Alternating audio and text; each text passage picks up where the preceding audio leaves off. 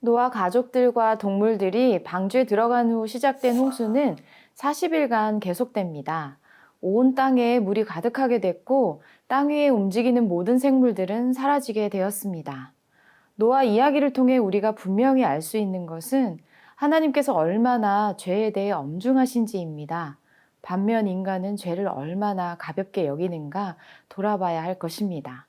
하나님의 심판을 두려워하기만 할 것이 아니라 자신의 모습을 살피며 하나님의 은혜를 구해야 합니다. 하나님은 죄는 심판하시지만 택한 백성에 대해서는 자비를 베푸시는 분이시기 때문입니다. 함께 오늘 본문 말씀을 통해 자세히 살펴보겠습니다. 오늘의 말씀은 창세기 7장 13절에서 24절입니다. 바로 그날 노아와 그의 아들들인 셈, 함, 야벳과 그의 아내와 세 며느리가 방주로 들어갔습니다.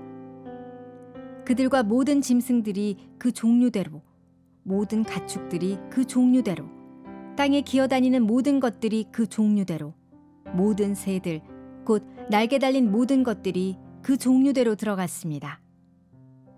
살아 숨쉬는 모든 육체들이 둘씩 노아에게 와서 방주로 들어갔습니다. 들어간 것들은 모든 육체의 암컷과 수컷이었습니다. 그것들이 하나님께서 그에게 명하신 대로 들어가자 여호와께서 그의 뒤에서 방주의 문을 닫으셨습니다. 홍수가 40일 동안 땅 위에 계속됐습니다. 물이 불어나자 방주가 들려 올라가 땅 위로 떠올랐습니다. 물이 더욱 불어나 온 땅 위에 넘쳐 방주가 물 위로 떠다녔습니다. 물이 땅 위에 크게 불어나서 하늘 아래 높은 산들이 다 뒤덮였으며 물이 그 산들을 다 뒤덮고도 15규빗이나 더 불어났습니다.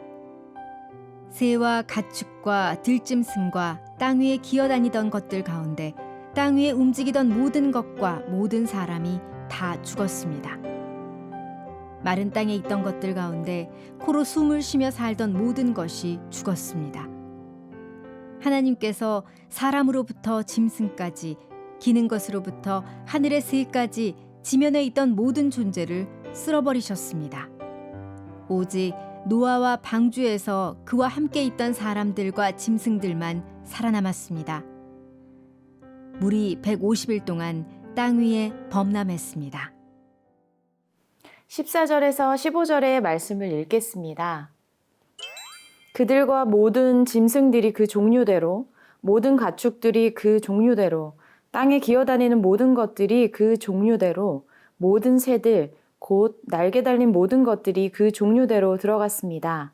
살아 숨쉬는 모든 육체들이 둘씩 노아에게 와서 방주로 들어갔습니다.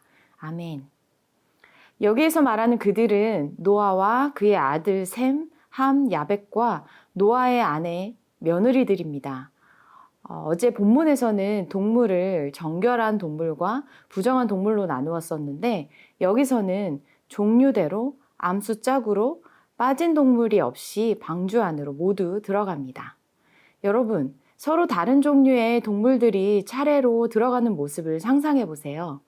종류가 다 다른 동물들이 말을 듣지 않았다면 어땠을까요? 생각만 해도 아찔하지만 하나님의 명령에 모두 순순히 방주로 들어갑니다. 그렇게 모든 동물을 태운 후 하나님은 방주 문을 닫으십니다. 하나님이 닫으셨기에 그 어떤 것도 어떤 외부의 힘으로도 그 문을 열 수 없습니다. 사람들은 많은 비가 내리기 전까지는 노아가 만든 방주를 조롱했습니다. 화창한 날씨가 계속될수록 노아가 미쳤다고 생각했을지도 모릅니다. 하지만 사람들의 생각과 관계없이 하나님의 말씀대로 심판의 날은 왔습니다. 비가 계속 내려 물이 차오르는 것을 보며 사람들은 방주로 달려갔을 것입니다. 하지만 하나님이 허락하신 자들과 동물 외에는 어느 누구도 방주 안에 들어갈 수 없었습니다. 하나님은 그날이 이르기 전까지 끝까지 기다리셨지만 그날이 되었을 때에는 철저히 심판하셨습니다. 사랑하는 세나 친구 여러분, 예수님은 장차 이 세상에 하나님의 심판이 있을 것이라고 말씀하셨습니다. 세상의 초창기에도 지금도 사람들은 하나님의 엄중한 말씀을 지나치려고 합니다. 그러나 우리는 하나님이 작정하신 그날이 더디 오는 이유를 분명히 알고 있습니다. 하나님은 사람의 죄를 분명히 심판하러 오시지만 구원을 포기하시지 않으시는 분이시기 때문입니다. 예수님은 요한복음 6장 39절에 이렇게 말씀하셨습니다. 나를 보내신 분의 뜻은 그분이 내게 주신 모든 사람들 중 한 사람도 잃지 않고 마지막 날에 그들을 다시 살리는 것이다. 이것이 하나님의 뜻입니다. 여러분에게는 사랑하는 사람이 있을 것입니다. 그들은 하나님을 알거나 하나님을 모르는 사람일 수 있습니다. 그렇게 여러분이 하나님의 메시지를 전하는 것이 매우 중요하죠. 여러분의 사랑하는 사람들을 영원히 잃지 않도록 오늘도 하나님의 은혜를 구하며 삶에서 복음을 드러내는 저와 여러분 되기를 축복합니다.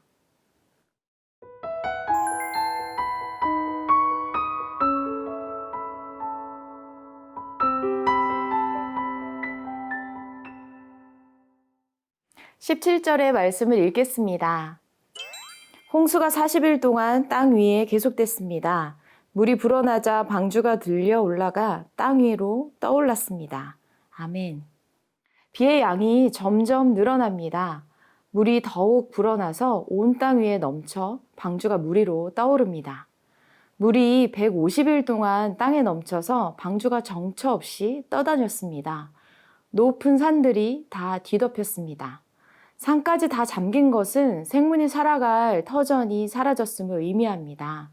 하나님의 경고대로 땅 위의 모든 생물들이 죽게 되었습니다. 놀랍게도 땅 위의 모든 생물이 죽는 홍수가 덮쳤을 때 그 대홍수 속에 노아와 그의 가족들과 구별된 동물들은 생명을 얻었습니다. 대홍수가 하나님을 경외하지 않던 사람들에게는 죽음의 물결이었지만 하나님을 경외한 노아와 그의 가족들에게는 오히려 세상의 조롱에서 벗어나 생명을 얻는 구원의 물결이 되었습니다. 노아 당시에도 도시는 번성했고 문명이 발달했었습니다. 그러나 그런 문명도 홍수 심판에서 인간을 구원하지는 못했습니다. 오늘날 세상은 그에 비할 바가 안 될 정도로 놀랍게 발달했지만 그것들이 역시 인류를 구원할 수는 없습니다. 사랑하는 세나 친구 여러분, 하나님의 심판은 살아있던지 죽었던지 소유가 많던지 적던지 높은 자이던지 낮은 자이던지 지혜가 있던지 무지하던지 누구에게나 임합니다. 히브리서 기자는 한 번 죽는 것은 사람에게 정한 것이고 그 후에는 심판이 있을 거라고 했습니다. 그러니 누구도 하나님의 심판에서 제외될 수는 없을 것입니다. 그런데 여기에서 아주 중요한 사실은 하나님의 심판은 하나님을 믿지 않는 자들에게는 두려운 것이겠지만 하나님을 믿고 그 말씀을 따르는 자에게는 오히려 은혜가 된다는 것입니다. 하나님께서는 하나님을 믿고 순종한 자를 위해 분명 홍수 전에 방주를 예배하셨고 그 안에 생명을 보존하셨습니다.